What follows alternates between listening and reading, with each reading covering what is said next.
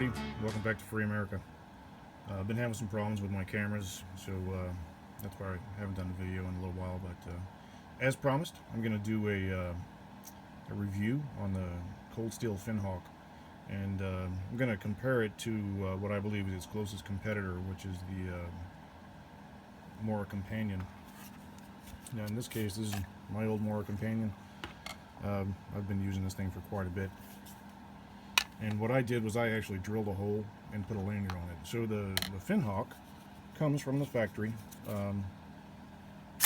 with a hole drilled in it for a lanyard, which I think is a good thing. And this little booger right here, I did that getting it out of the package, so can't blame Cold Steel for that one. So the Cold Steel knife is in, you know, the $20-ish range, and the Mora is in the $16, $17 range.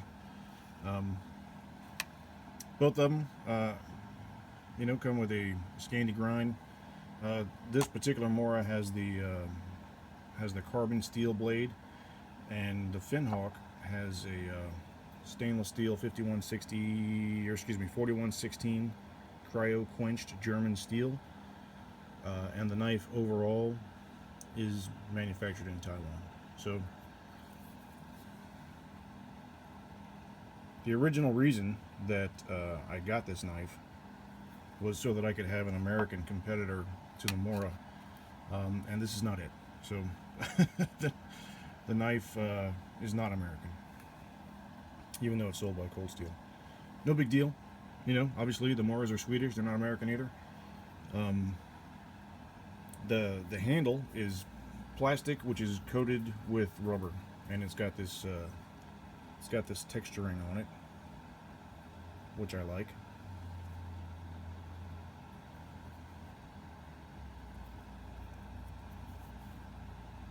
You know, it feels pretty good. It's got a good little guard on it. I like that, and it's quite frankly just a little small for me, but then, you know, by comparison, the Mora is also a little small for me. So let's see if I can get a good comparison side by side. The Mora is a little bit beefier in the handle, and frankly, I had to get a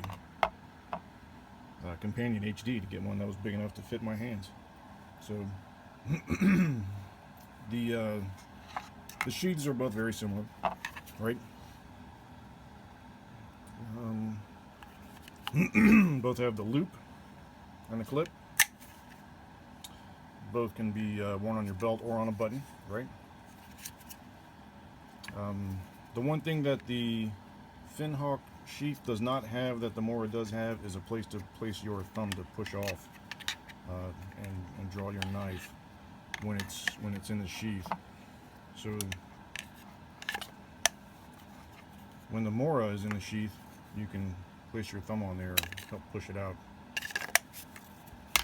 When the Finhawk is in the sheath, you don't feel a positive click.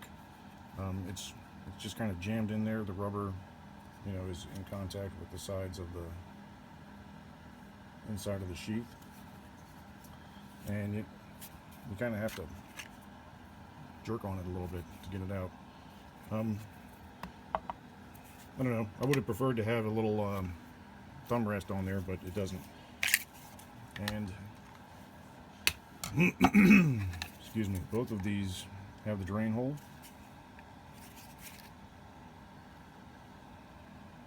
You know, they're roughly the same color as far as the military green is concerned.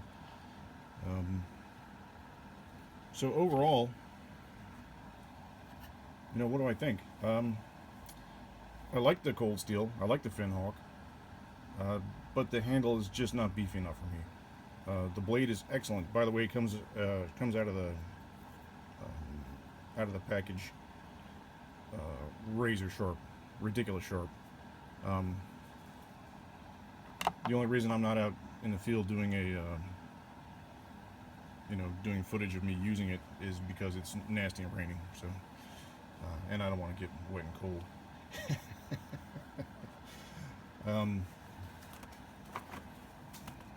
So the blade length is 4 inches, right? That's, you know, roughly the same. Let me see if I can show this. Blade length is 4 inches, overall length 8.5. Steel is German 4116 stainless. 3.5 ounces of weight and 2.7 millimeters thick. As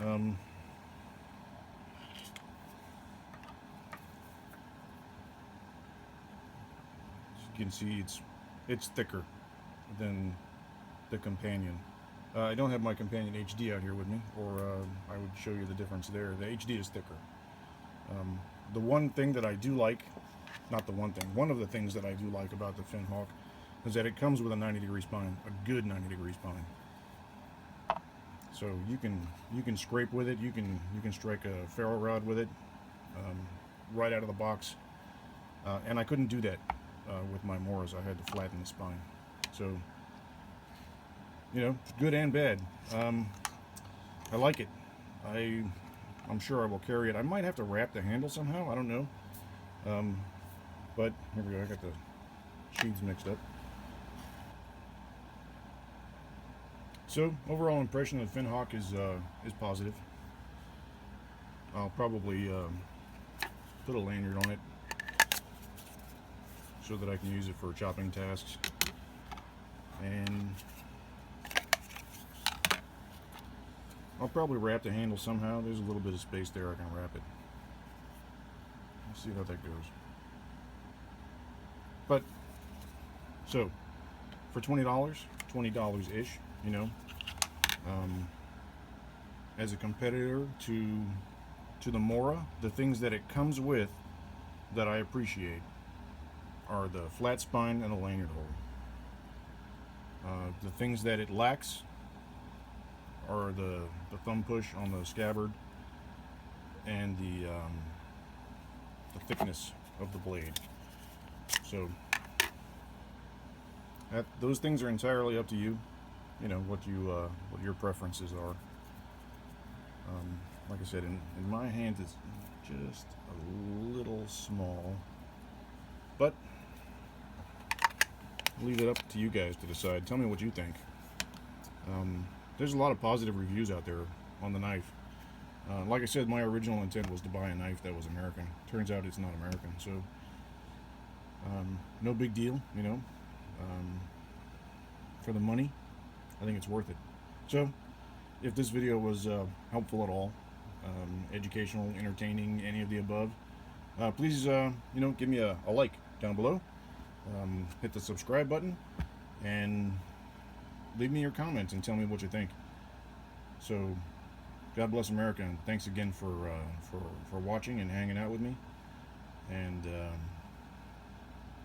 have a great day.